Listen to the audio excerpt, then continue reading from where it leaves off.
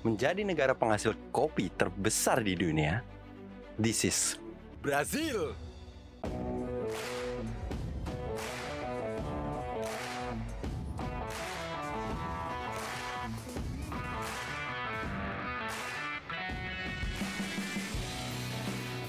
konsumsi kopi secara massal yang dimulai pada tahun 1800-an berjalan seiring dengan pasokan dunia yang terus bertambah. Namun, jumlahnya tidak menentu. Hingga pada tahun 1690, bangsa Arab telah menjadi pemasok kopi ke seluruh dunia.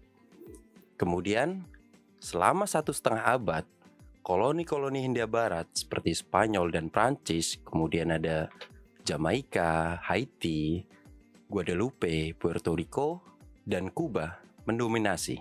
Sekitar tahun 1830, koloni Belanda di Jawa dan Sumatera merebut supremasi dari Hindia Barat, dan Amsterdam menjadi ibu kota kopi dunia. India dan Ceylon yang dibiayai jutaan pound oleh London mengajukan tawaran pada tahun 1850-an untuk kemudian bisa mendominasi pasar kopi dunia. Tetapi kenyataannya, hal tersebut tidak dapat menggoyahkan Belanda pada saat itu. Kemudian, pada pertengahan abad ke-19, penyakit kopi yang ditakuti, yaitu Hemilia fastartix atau yang lebih kita kenal dengan karat daun, menyerang Asia dan tiba-tiba mengubah sumber pasokan komoditas yang banyak dicari itu. Tidak terpengaruh oleh semua semprotan dan insektisida yang dilakukan para petani, penyakit itu melanda Ceylon, India, Jawa, Sumatera, dan semua daerah penghasil kopi, terutama yang berada di kawasan Asia. Dan dalam beberapa tahun, benar-benar memusnahkan kopi yang tumbuh di sana. Hal ini membuka peluang besar bagi Brasil. Dan pada akhir abad ke-19, Brasil meraih peran dominan dalam produksi kopi dunia. Posisi yang masih dipegang hingga saat ini. Peningkatan produksi tahunan Brasil yang sangat besar membantu mengubah kopi dari minuman mewah yang dikonsumsi kaum bangsawan menjadi minuman rakyat jelata. Ketika tanaman kopi diperkenalkan ke Brasil pada tahun 1700-an dan dibawa oleh seseorang bernama Francisco de Melo Palheta, beliau menanam pohon kopi pertama di negara bagian Para, tercatat pada tahun 1727. Dan kopi kemudian menyebar ke selatan hingga mencapai ke Rio de Janeiro pada tahun 1770. Kopi awalnya ditanam hanya untuk konsumsi dalam negeri, tapi selama abad ke-18 permintaan kopi mulai meningkat di Amerika, kemudian juga di Eropa. Dan pada tahun 1820, perkebunan kopi mulai meluas di negara bagian Rio de Janeiro, Sao Paulo, dan Minas Gerais, yang mewakili 20% dari produksi kopi dunia. Pada tahun 1830, kopi menjadi komoditas ekspor terbesar Brasil pada saat itu. Pada awal abad ke-20, Brasil menguasai produksi global dengan sangat kuat, memasok 80% dari seluruh kebutuhan kopi dunia, dan masih menjadi produsen terbesar di dunia dengan sekitar sepertiga dari pasukan global atau kurang lebih 3 miliar ton per tahun. Jumlah yang sangat fantastis ya, kalau dibandingkan dengan produktivitas kopi negara-negara lain. Secara keseluruhan, perkebunan menempati area yang hampir seluas Belgia, sebagian besar di daerah yang lebih dingin dan lebih tinggi, di negara bagian Sao Paulo dan Minas Gerais. Tempat tanaman Arabica tumbuh paling subur, dan ini menjadi salah satu bukti bahwasanya tanaman mereka bisa bertahan pada saat terjadi wabah ataupun hama karat daun hampir di seluruh perkebunan kopi di Asia. Karena biasanya hama karat daun hanya menyerang tanaman kopi atau tumbuhan-tumbuhan kopi yang berada di dataran rendah, dan tanaman kopi yang berada di dataran tinggi itu biasanya masih aman karena hama tersebut tidak tahan dengan suhu dingin. Brasil menjadi salah satu produsen kopi super dunia pada tahun 1860-an ketika diperkenalkan untuk menembus hilangnya pasokan yang disebabkan oleh wabah karat daun itu tadi, yang menyerang hampir seluruh perkebunan kopi di dunia. Pedro, kaisar Brasil yang juga raja konstitusional terakhir negara itu, membangun jaringan rel kereta api dan jalan raya yang menghubungkan daerah perkebunan pedalaman dengan pelabuhan. Yang mana sebelumnya kopi harus menempuh perjalanan yang sulit dengan kereta api menuju ke laut. Setelah jaringan tersebut selesai dibangun, perjalanannya hanya memakan waktu beberapa hari dan kopi Brasil dapat bersaing di tingkat dunia. Di tengah Perang Dunia Kedua, harga kopi mulai naik. Dan para petani menyadari bahwa kopi suatu saat akan kembali diminati setelah perang. Mereka mulai membuka lahan, menanam, memupuk, dan mengairi tanaman kopi hingga kemudian nantinya bisa menghasilkan panen yang baik. Bersamaan dengan itu, Institut Kopi Brasil mengawasi pembukaan lahan untuk penanaman dan mengatur produksi di lahan lama. Institut ini diberi nama Instituto Agronômico de Campinas. Dibentuk untuk menemukan varietas baru, tanaman kopi yang kuat dan berbuah lebat, kemudian bisa membantu petani dalam semua fase produksi pertanian, dari proses pasca panen, perawatan hingga nantinya mereka bisa memanen kopi. Ada beberapa varietas kopi khas Brasil, seperti Bourbon. Itu memiliki dua varietas. Varietas pertama yaitu Bourbon Vermelho dengan buah yang berwarna merah, dan varietas kedua yaitu Bourbon Amarelo dengan buah yang cenderung berwarna kuning. Yang membingungkan, Brasil Santos terkadang juga disebut sebagai varietas kopi, tetapi biasanya digunakan sebagai istilah untuk kopi Brasil, bukannya varietas Arabica. Nama tersebut merujuk pada pelabuhan di Brasil tempat kopi tersebut singgah dan dianggap memiliki kualitas lebih tinggi daripada kopi Brasil yang lain.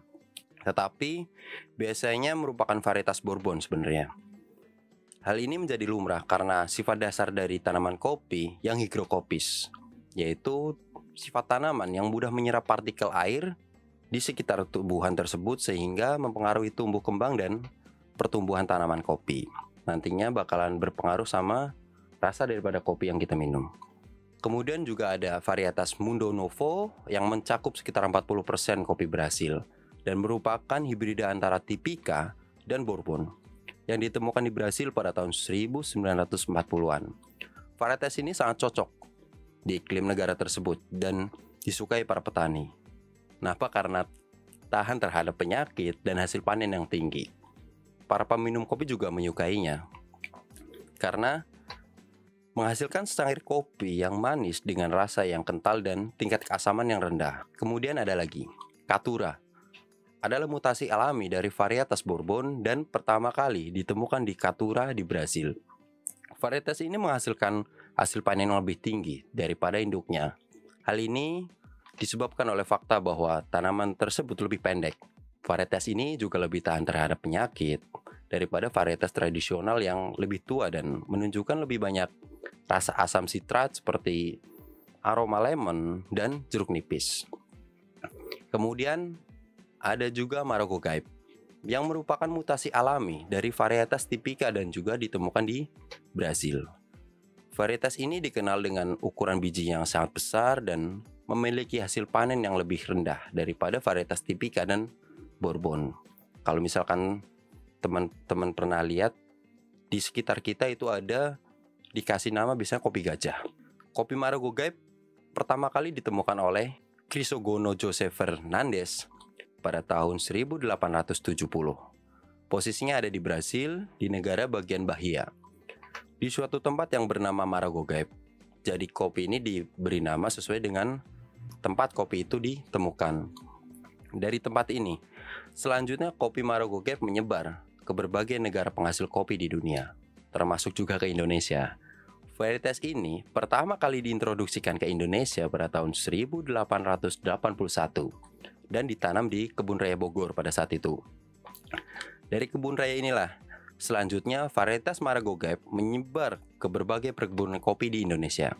Secara botani, kopi Arabica varietas Marogogype merupakan mutan dominan dari kopi Arabica varietas Tipika yang memiliki beberapa penciri morfologi, yaitu ukuran biji yang besar dan sedikit memutar, warna biji yang bervariasi mulai dari hijau sampai coklat kusam, kadang merah-merah marun, dan persentase biji yang polyombroni dan biji bulat yang sangat rendah.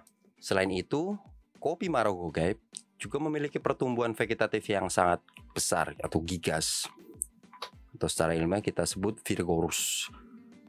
Ruas panjang serta permukaan daun besar berbentuk dengan cembung. Daunnya bentuknya biasanya cembung dan tumbuh menggantung di bawah cabang. Varietas Maragogaipe memiliki kelemahan yaitu produktivitas yang relatif rendah. Hasil studi yang dilakukan Carvalho pada tahun 1939 menyimpulkan bahwa rendahnya produktivitas kopi Maragogaipe ini disebabkan oleh rendahnya jumlah cabang primer dan cabang sekunder, serta rendahnya jumlah bunga di setiap ketiak daun. Ukuran biji yang besar juga merupakan daya tarik utama bagi petani untuk kemudian bisa menanam varietas Maragogaipe ini, sehingga selalu dapat diterima pasar dengan baik, khususnya untuk pasar Eropa.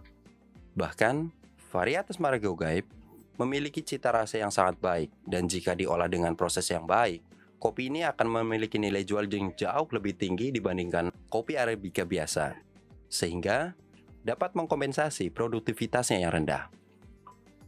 Lalu yang terakhir ada Catuai, adalah hibrida dari Mundo Nova dan Caturra yang dibiarkan di Brasil pada akhir tahun 1940-an. Itu dia beberapa varietas kopi yang tersebar dan berkembang di Brasil.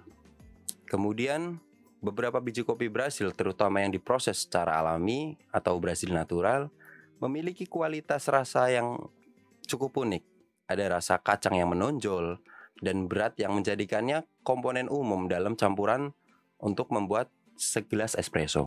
3 daerah penanaman utama yang menyediakan sebagian besar kopi dari Brasil, dan ini merupakan kelas atas ya. Yang tertua ada di Mogiana, terletak di sepanjang perbatasan negara bagian Sao Paulo dan Minas Gerais, di utara kota Sao Paulo, yang terkenal dengan tanahnya yang dalam dan merah, pekat, serta kopinya yang manis, penuh dan bulat. Perbukitan terjal dan bergelombang di Sul Minas, di bagian selatan negara bagian Minas Gerais, adalah jantung negara kopi Brasil dan rumah bagi 2 fazenda terbesar yang paling terkenal, Ipanema dan Monte Alegre. Cerrado, dataran tinggi semi kering yang mengelilingi kota Patrocínio di tengah-tengah antara Sao Paulo dan Brasil, adalah daerah penanaman yang lebih baru. Ini adalah yang paling tidak indah dari ketiga wilayah tersebut, dan kota-kota baru dan dataran tinggi, tetapi bisa dibilang yang paling menjanjikan dalam hal kualitas kopi. Karena cuacanya yang cerah dan kering selama panen mendorong pengeringan buah cenderung lebih cepat dan menyeluruh, dan juga merata. Negara bagian Sao Paulo telah menjadi pusat industri kopi Brasil selama hampir ratusan tahun. Dengan luas wilayah hanya 3% dari Brasil, negara bagian ini menyumbang sepertiga dari produk nasional bruto negara tersebut. Dalam upaya untuk menghindari jebakan sebelumnya berupa ketergantungan berlebih pada tanaman kopi, Sao Paulo akhirnya mengalihkan uang yang diperoleh dari kopi ke bidang kegiatan lain seperti industri sains, seni, pendidikan, dan komunikasi. Ini adalah pola yang diikuti oleh beberapa negara besar lain yang juga menghasilkan kopi dan menggunakan sistem modern di dalam dan di luar negeri. Kesimpulannya, sejarah masuknya kopi ke Brasil dimulai pada abad ke-18, ketika bibit kopi pertama dibawa oleh Francisco de Melo Palheta dari Guyana, Prancis pada tahun 1727. Meskipun awalnya budidaya kopi berkembang lambat, pada pertengahan abad ke-19, produksi kopi mulai berkembang lambat laun dan pesat di Brasil, didorong oleh kondisi iklim dan tanahnya yang ideal, serta peningkatan permintaan global pada saat itu. Investasi besar-besaran dalam infrastruktur termasuk pembangunan jalur kereta api dan pelabuhan mempermudah distribusi kopi ke pasar internasional. Selain itu, penggunaan tenaga kerja budak hingga akhir abad ke-19 dan kemudian pekerja imigran membantu memperluas lahan pertanian kopi Brasil. Kemudian pada awal abad ke-20, Brasil telah menjadi produsen kopi terbesar di dunia, sebuah posisi yang tetap dipegangnya hingga saat ini. Dominasi ini diperkuat oleh inovasi dalam teknik pertanian, penelitian varietas kopi, dan kebijakan pemerintah yang mendukung industri kopi secara penuh. Brasil terus beradaptasi dengan perubahan pasar global dan tantangan lingkungan, memastikan posisinya sebagai pemasok utama kopi dunia terus bertahan. Terima kasih buat kamu yang sudah menyimak video ini sampai selesai. Jangan lupa like, komen, dan subscribe untuk dapat update terbaru dari kisah kopi kita selanjutnya.